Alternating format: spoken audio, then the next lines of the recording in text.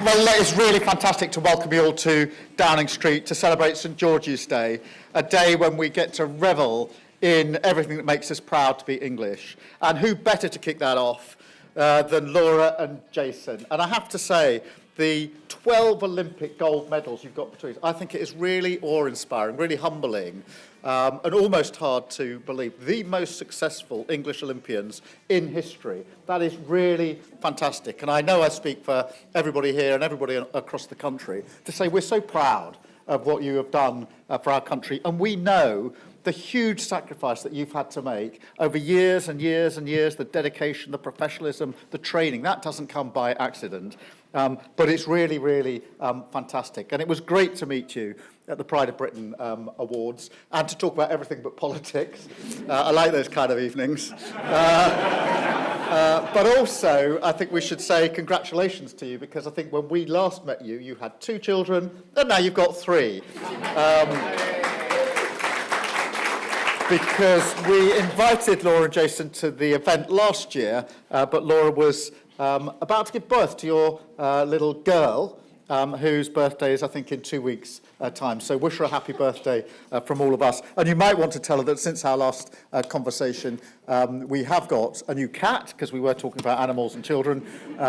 We've got Prince, the Siberian cat with white hair and blue eyes, who is by far the most important person in Downing Street by a country mile. And in our family, his ranking is much, much higher than mine. But they're not the only sporting legends that we've got here this evening. We've got David Seaman here.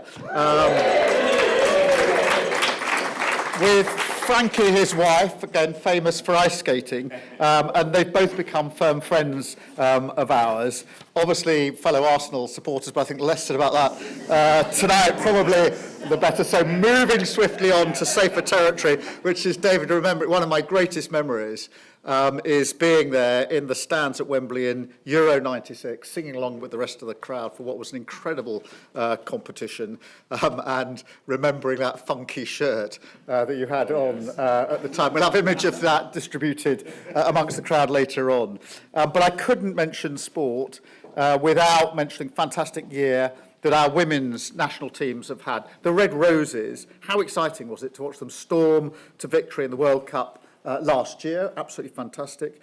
Of course, the same year that the Lionesses brought home the Euros, a fantastic example both to young women and girls and boys across the country about what's possible when you put the work in. And in Downing Street, you're not allowed to change much of the artwork or the decor, but one of the changes I made to the corridor, which you walked along as you came in, is I put the signed shirt from the Lionesses there. So as you go back, that's my contribution so far to the art, to the building. And I intend to get a signed shirt from the Red Roses as well, which will also go in that corridor. And that is important because it means, as you will have seen, I shake the door of every international leader that we have here, receive them on the door, then walk them in through the corridor. And it's really important that they and everybody else get to see on display the great success of our sporting heroes, particularly the women heroines that we've had in the last couple of years.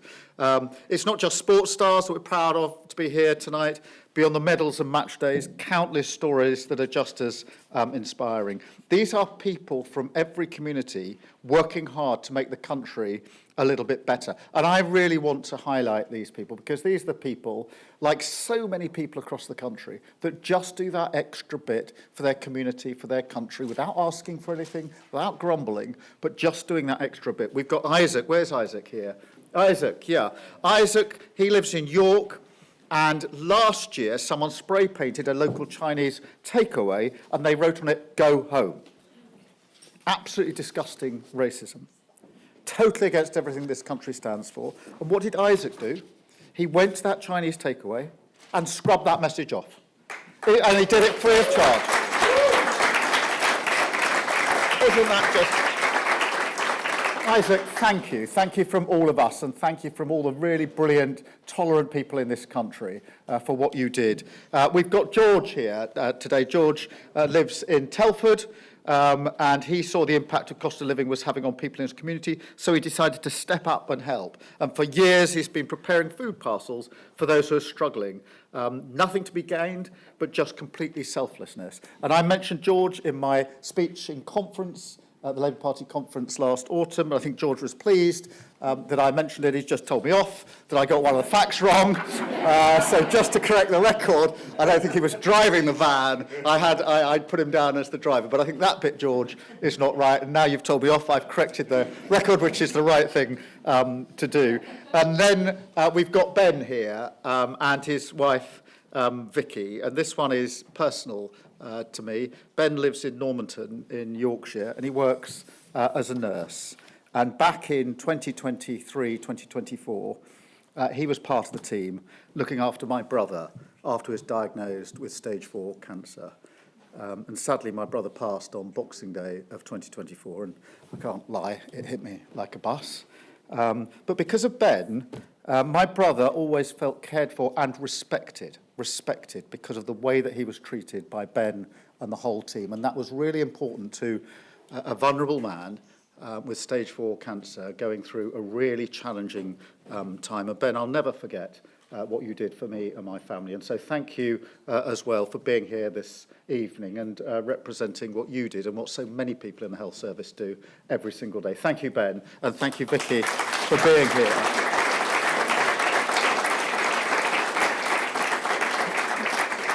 Now, these are 3 very different stories, all in different parts of England, but they're bound together by the same values of service, of generosity, and of respect. They are examples of people stepping up for their communities when, frankly, it would be easier in many cases to step back, not to step up, but they stepped up. They're exceptional stories, and yet in this country they feel familiar, because you'll find them in every community across England and every moment this country has been tested. Look at the pandemic. Millions of people signed up to volunteer, showing their support on the doorways. And I will always take away from the pandemic the fact that people simply went up the road to neighbours they didn't know and knocked on the door to simply say, "Are you all right? Is there anything I can do for you?" I think that is really English. I think it's what we are. And we should bottle that, because that is the true England. Or when Russia invaded Ukraine, many people opening their doors to refugees. And of course, the Ukrainian flag still flying proudly on village halls and churches and people's homes across the country. And we're seeing it again now across the country, everyday acts of volunteering in communities, bringing together those who need it most in lots of different ways. Faith groups reaching out to lend their support, quiet acts of kindness that go unseen, but they're second nature to so many people. And when time and time again, when times get tough, we pull each other together and we pull each other up.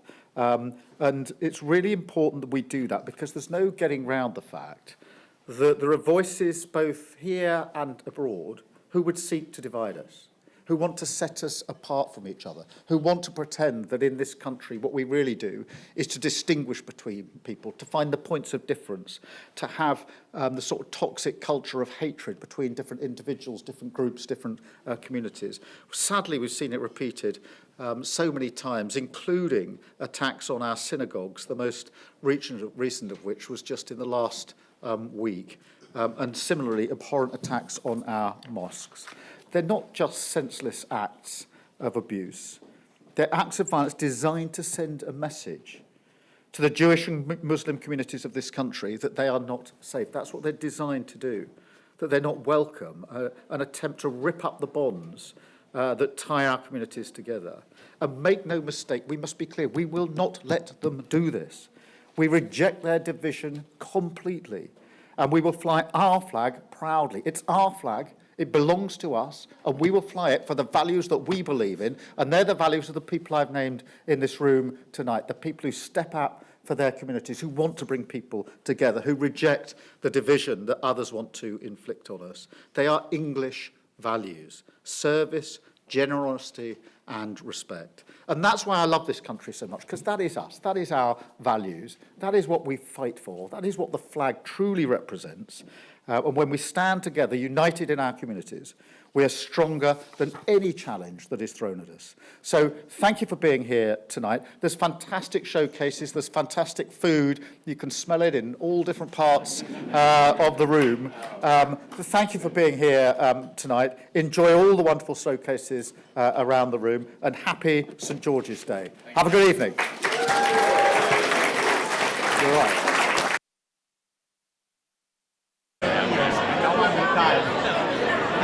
30 years now. In NHS, Right. and we have erected a Hindu monument opposite the Parliament. Right. And we would be very grateful. Yeah. Well, look, you've got English values for Scotland. That's probably British values. Anyway, at least I corrected the record. Hiking up every fell in the Lake District very much. And also he's now hiking the highest peak. Including Scotland High.